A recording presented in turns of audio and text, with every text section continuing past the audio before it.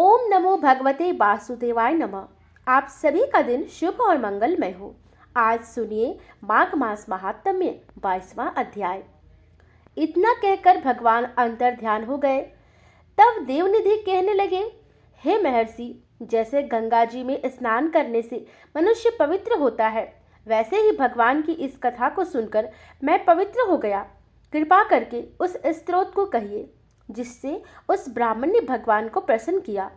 लोमस जी कहते हैं कि उस स्तोत्र को पहले गरुड़ जी ने पढ़ा, उनसे मैंने सुना। हे विप्र, ये स्तोत्र अध्यात्मक विद्या का सार, पापों का नाश करने वाला है। वासुदेव सर्वव्यापी, चक्रधारी, सज्जनों के प्रिय, जगत के स्वामी श्री कृष्ण को नमस्कार है। जब स्तुति करने वाला विचार करे कि सभी जगत विष्णुमय है, तो किसकी स्तुति की जाए?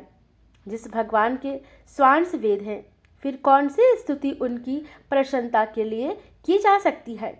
जिसको वेद नहीं जान सकते, न वाणी न मन जान सकता है, उसकी स्तुति में अज्ञानी क्या कर सकता है?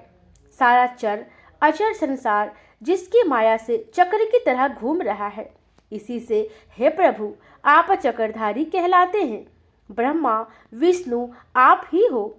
सारे संसार को उत्पन्न करने वाले ब्रह्मा को भी आप उत्पन्न करने वाले हो। जब जीव शरीर को धारण करता है, तब उसमें ज्ञान उत्पन्न होता है। तुम सब दुखों के दाता हो, इसमें कोई संदेह नहीं है। आपसे संपूर्ण सुखों को देने वाली बुद्धि उत्पन्न होती है। आप ही 5 कामेंद्रिय, 5 महाभूत तथा मन के विविध भाव हो। ब्रह्मा विष्णु रुद्र की कल्पना से आप संसार की कल्पना इसी प्रकार करते हो, जैसे पिता पुत्री की।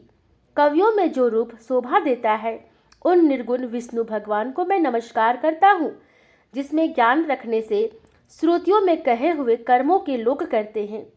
उस परम ब्रह्म को मैं नमस्कार करता हूँ।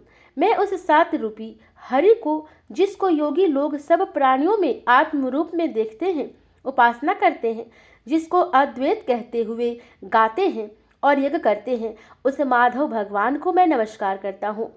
मनुष्य को तथा मोह में पैदा हुए विचित्र आभास, अहंकार तथा ममता को जानकर खो देते हैं, उन भगवान को मैं नमस्कार करता हूँ। संसार में मनुष्य के मोह रूपी वायु से सदा भभकने वाली ज्वाला आपके चरण कमल की छाया पहुँचने से नहीं जलाती, जिसके स्मरण मात्र से मोह, अज्ञान, रोग दुख दूर हो जाते हैं, उस अनंत रूप को नमस्कार करता हूँ, जिसमें मिल जाने पर और किसी दूसरे की इच्छा नहीं रहती, जिसको जानकर अद्वैतवादी आत्मा को देखते हैं। यदि विष्णु शब्द का अर्थ और उसके विषय का ज्ञान एक ही होता, तो इस सत्य से, हे माधव, इस संसार की माया में फंसकर तेरे ही ध्यान में रत रहता। यदि वेदांत दर्शन में भगवान सारे संसार में व्याप्त है, तो इसी सत्य से भगवान में भरी निर्विघ्न भक्ति हो, जो बीज नहीं तो भी बिना बीज के स्वयं विद्यमान है, सो वह विष्णु भगवान रूपी रंग से हमारे बीज के टुकड़े टुकड़े को, जो सृष्टि स्थिति तथा लय के लिए ब्रह्मा विष्णु महेश 3 रूप धारण करते हैं और कार्य में सत रज और तम इन तीनों गुण में विद्यमान है, वह भगवान मुझ पर प्रसन्न हो। जो प्राणियों के हृदय रूपी मंदिर में निर्मल देव वास करते हैं, वह भगवान मुझ पर प्रसन्न हो। जो अविद्यापूर्ण संसार का त्याग करते हैं, जगन्मय आप हो। आपका बनाया हुआ विश्व आनंद करता है। आपके त्याग करने पर अपवित्र हो जाता है, उसका साथ करने पर भी तुम बिना साथ के बने रहते हो। विकार रहित जिनके चरवाक पंचभूत योग से पैदा हुआ चैतन्य मानते हुए उपासना करते हैं। जैन लोग आपको शरीर का परिणाम मानते हैं और संख्यावादी तुम्हीं को प्रकृति से परे पुरुष मानकर ध्यान करते हैं।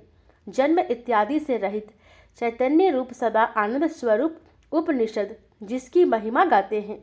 आकाशादि 5 महाभूत, देह, मन, बुद्धि, इंद्रियां सब कुछ तुम ही हो, तुमसे अलग और कुछ नहीं। तुम ही सब प्राणियों को उत्पन्न करने वाले हो और मुझको शरण देने वाले हो। तुम अग्नि, रवि, इंद्र, होम, मंत्र, क्रिया तथा फल सब तुम ही हो। कर्म के फल देने वाले बैकुंठ में तुम्हारे सिवाय कोई नहीं है। मैं तुम्हारी शरण में हूँ। सब प्राणियों के हेतु तथा उनको शरण देने वाले तुम ही हो।